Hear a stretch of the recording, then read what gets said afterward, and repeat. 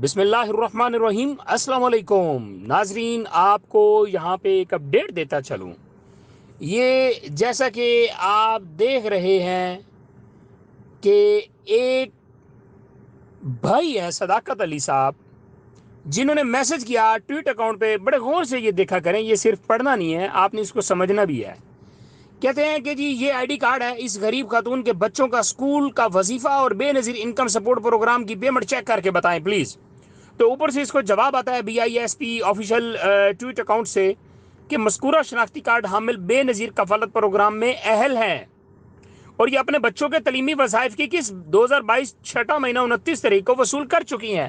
اب یہاں پہ آپ کو ایک بات بتانے جا رہا ہوں۔ کچھ مائیں ایسی ہوتی ہیں جن کی پیمنٹ احساس کفالت کی جب آتی ہے نا، 6 مہینے کے بعد جو پیمنٹ آتی ہے، تو جب ان کی پیمنٹ 6 مہینے کے بعد آتی ہے نا، تو یوں ہوتا ہے کہ وسیلہ تعلیم کے جو پیسے ہیں نا وہ اکٹھے ایڈ کر دیے جاتے ہیں۔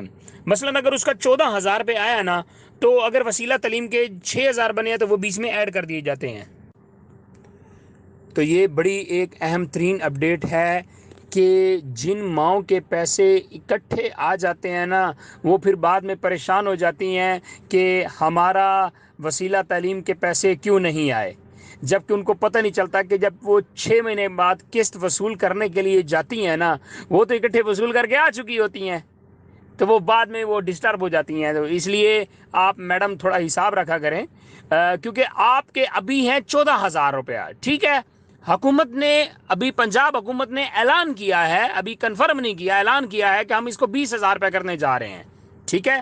تو وہ انشاءاللہ جیسے ہی ہوگا وہ بھی اپڈیٹ آپ کے پاس آ جائے گی۔ تو تھوڑا حساب کتاب رکھا کریں، صرف 14,000 آتا ہے، اگر آپ کو 19,000 18,000 یا 20,000 اکٹھا مل رہا ہے نا، اس کا مطلب یہ ہے کہ آپ کے بچوں کے پیسے بھی آ گئے ہیں۔ تو یہ آپ نے حساب رکھنا، ورنہ بعد میں آپ پریشان ہوں گے۔ Thank you.